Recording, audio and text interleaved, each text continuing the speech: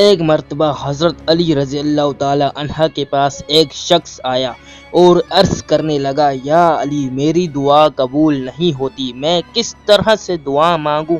تو حضرت علی رضی اللہ تعالی عنہ نے فرمایا، اے شخص، تم جب بھی دعا مانگو تو اپنی دعا مانگنے سے پہلے کسی دوسرے کے لیے دعا مانگو، اس کے بعد اللہ کے دربار میں اپنی دعا پیش کرو، اللہ وہ قبول کرے گا۔ اس نے کہا، یا علی، اس سے افضل کوئی اور طریقہ ہے جس سے دعا مانگی جائے تو وہ رد نہ ہو؟ تو حضرت علی رضی اللہ تعالی عنہ نے فرمایا، ہاں، اللہ کی سب سے بہترین خلقت، اس کا محبوب حضرت محمد صلی اللہ علیہ وسلم ہے،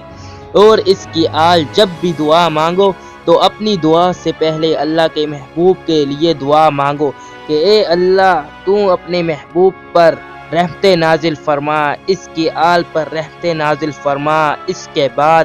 اپنی دعا مانگو تو اللہ کبھی تمہاری دعا رد نہیں کرے گا۔ اے شخص، یاد رکھنا، اللہ کے قانون میں یہ نہیں کہ ایک دعا سنے قبول کرے اور پھر وہ دوسری دعا چھوڑ دے۔ جب اللہ یہ دیکھے گا کہ یہ میرا بندہ میرے محبوب کے لیے دعا مانگ رہا ہے جو قبول شدہ دعا ہے تو وہ فوراً قبول کر لے گا۔ اس کے بعد جب تمہاری حقیر دعا پروردگار عالم